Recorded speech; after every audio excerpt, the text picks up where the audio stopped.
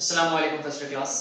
Chapter number 3 theories of covalent bonding and shapes of molecule में lecture number 5 है हमारा, जिसमें हम बॉन्ड एनर्जी को डिस्कस करेंगे. So what is bond energy? So amount of energy required for breaking और formation of 1 mole of a particular bond is called bond energy. मतलब ये कि हमारे पास एक मोल है, ठीक है, किसी भी सब्सटेंस का, वो किसी पर्टिकुलर बॉन्ड के जरिए क्या हुआ है, बना है. अब जो वो बना है उसे बनाने के लिए जो एनर्जी चाहिए या जब उसे तोड़ने के लिए जो एनर्जी चाहिए होगी, उस एनर्जी को हम बॉन्ड एनर्जी कहते हैं.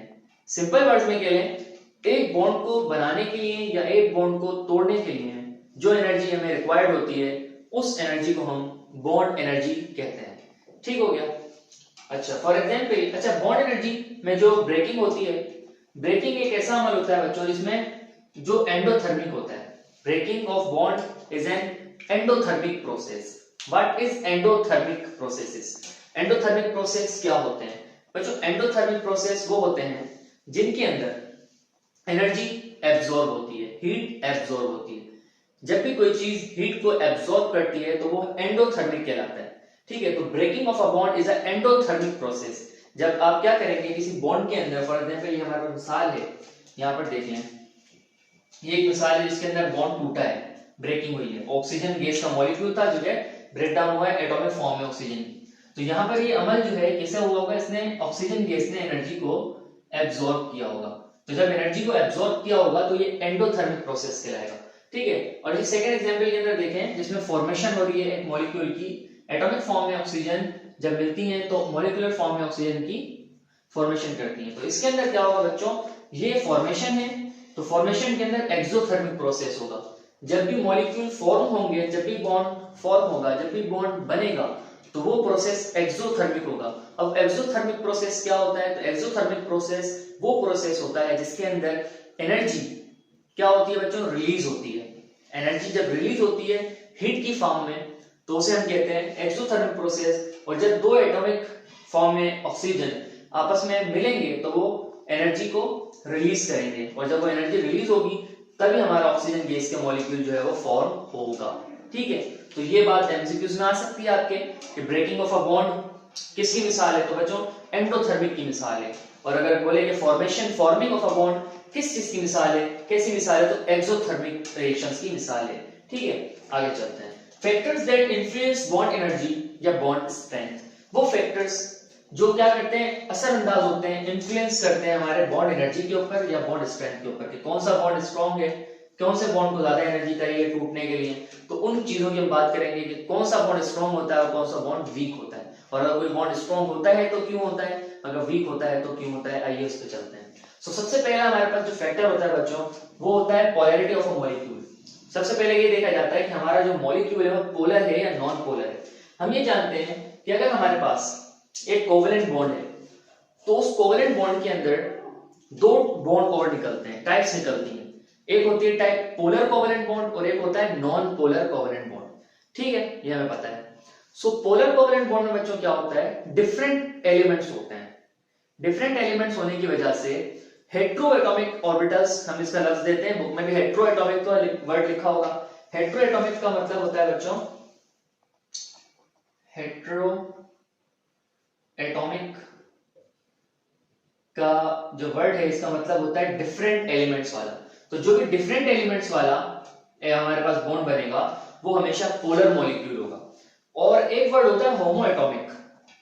तो जो होमोएटॉमिक बच्चों वर्ड होता है, होमो का मतलब होता है सेम, एटॉमिक का मतलब एटम्स. तो जो सेम एटम्स से बॉन्ड बनेगा वो हमेशा नॉन पोलर होगा. तो अब बात करते हैं पोलर ज्यादा स्ट्रांग होते हैं या नॉन पोलर ज्यादा स्ट्रांग होते हैं. तो बच्चे देखते हैं, हमने यहाँ पर एक स्टेटमेंट मैंने लिखी है. स्टेटमेंट क्या, एक चीज यहाँ पर बनाई है, इसको आपने थोड़ा गौर से देख लेना है. इस डब्बे वाली जिसको हमने देखना है, क्या कह रहा है कि polarity of a molecule is directly proportional to strength of bond. कि जितना ज्यादा हमारा मॉलिक्यूल पोलर होगा उतनी ज्यादा उसकी स्ट्रेंथ होगी. मतलब जो पोलर मॉलिक्यूल्स होंगे वो स्ट्रांग होंगे और जो नॉन पोलर मॉलिक्यूल्स होंगे वो वीक होंगे. ठीक है, मतलब जो पोलर मॉलिक्यूल होंगे उनको ज्यादा एनर्जी चाहिए टूटने के लिए, और जो नॉन पोलर मॉलिक्यूल होंगे उनको कम एनर्जी की जरूरत है टूटने के लिए, वो आसानी से टूट सकते हैं. ठीक है, for example HCl hydrogen chloride या हाइड्रोक्लोरिक एसिड एक ऐसा मॉलिक्यूल है जिसके अंदर डिफरेंट एलिमेंट्स जुड़े होते हैं, हाइड्रोजन और क्लोरीन। क्लोरीन पे चार्ज बच्चों इलेक्ट्रोनेगेटिव एटम है तो पार्शियल नेगेटिव, और हाइड्रोजन पे चार्ज पॉजिटिव है, क्यों? क्योंकि ये पार्शियल पॉजिटिव, क्योंकि आपका अल्कली मेटल है, सही है। और इलेक्ट्रोनेगेटिविटी भी क्लोरीन की ज्यादा है और हाइड्रोजन की कम है, इसी वजह से इन दोनों पे इस तरह के चार्जेस बने हैं और इसी वजह से ये पोलर मॉलिक्यूल बना है। अगर किसी को पोलर मॉलिक्यूल के बारे में नहीं पता या पोलैरिटी ऑफ मॉलिक्यूल के बारे में नहीं पता या पोलर कोवेलेंट बॉन्ड का कॉन्सेप्ट नहीं है उसका क्लियर, तो मैं एक लिंक शेयर कर दूंगा इस वीडियो के अंदर, जो लिंक आपको लेके जाएगी मेरे उस लेक्चर के ऊपर जिसपे मैंने इलेक्ट्रोनेगेटिविटी की या पोलर कोवेलेंट बॉन्ड की या नॉन पोलर कोवेलेंट बॉन्ड की मुकम्मल आपको डिटेल में पढ़ाया होगा, स्टडी करवाई होगी, तो मैं लिंक दे दूंगा, उसको आप क्लिक करके देख सकते हैं। तो बेसिक एक चीज है, ये पता होनी चाहिए और एक कॉन्सेप्चुअल चीज है जो कि हमें मालूम होनी चाहिए, ठीक है।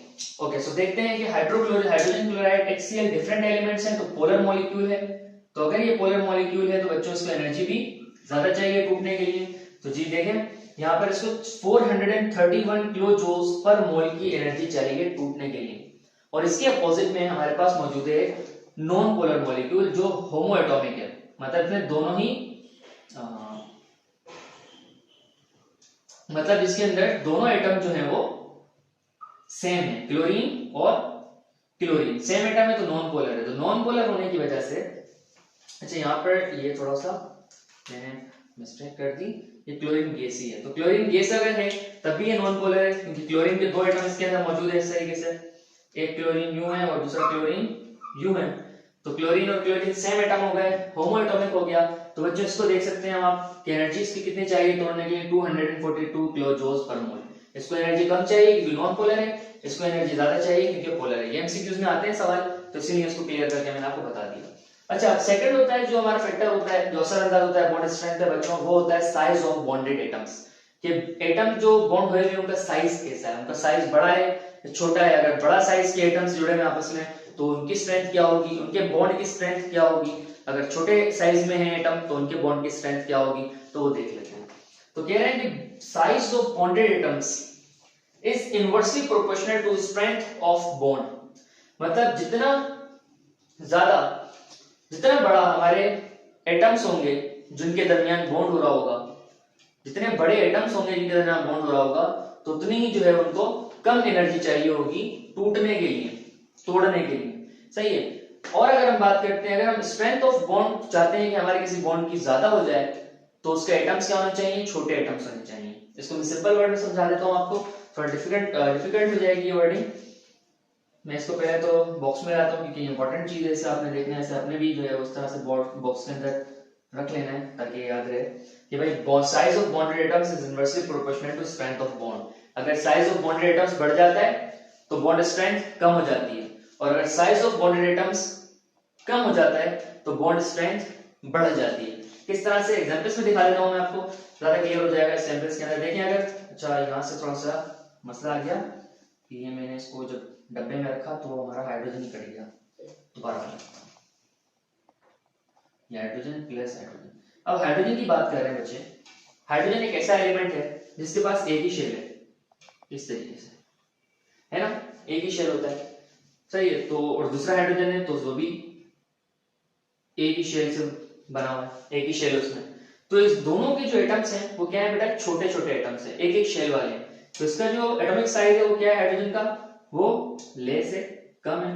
तो उनको टूटने के लिए एनर्जी कितनी चाहिए बच्चों, 436 किलो जूल पर मोल।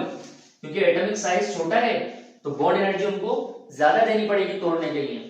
इसके बरक्स, इसके अपोजिट में अगर हम बात करते हैं क्लोरीन और क्लोरीन के बॉन्ड की, तो हम जानते हैं क्लोरीन में कितने शेल होते हैं बच्चों, क्लोरीन में 3 शेल होते हैं।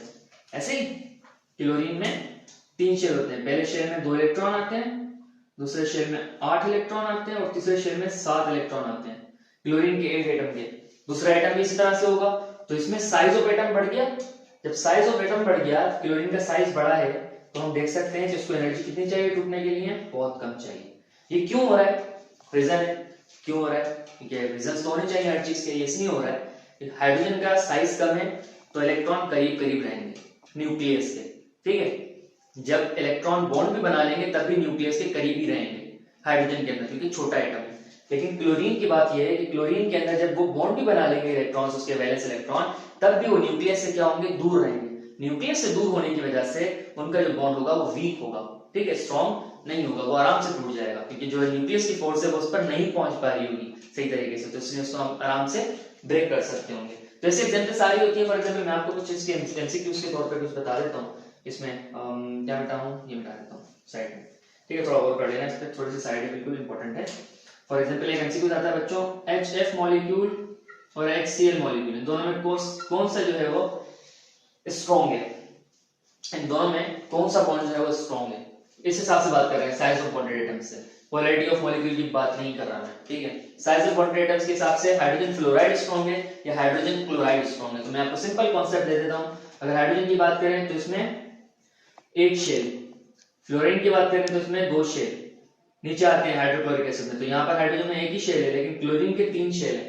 तो किसमें जो है वो size of bonded atoms come है, size of bonded atoms hydrogen fluoride में कम है।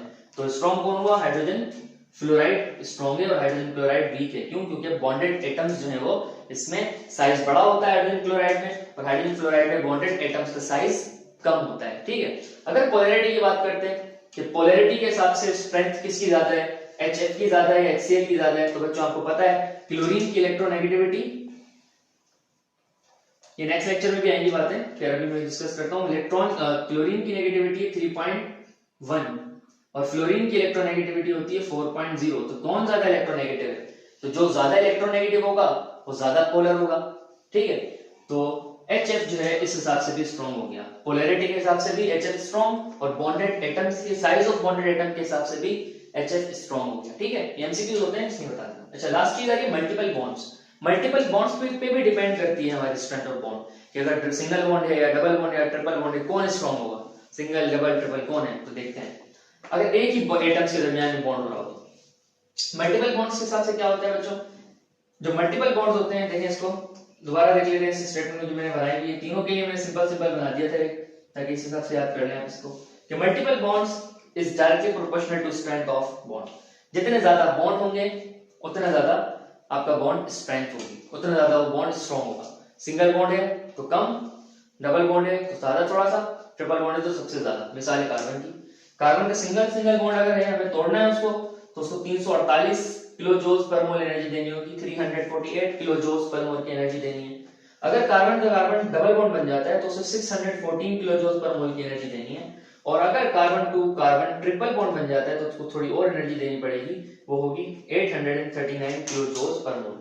तो मल्टीपल बॉन्ड्स बनते जाएंगे, बॉन्ड ऑफ एनर्जी जो है वो बढ़ती जाएगी। तो ये था आज का टॉपिक, होपफुली आपको जो है वो समझ आया होगा। इंशाल्लाह नेक्स्ट लेक्चर के अंदर न्यू टॉपिक के साथ मुलाकात होगी, तब तक के लिए ख्याल रखिएगा।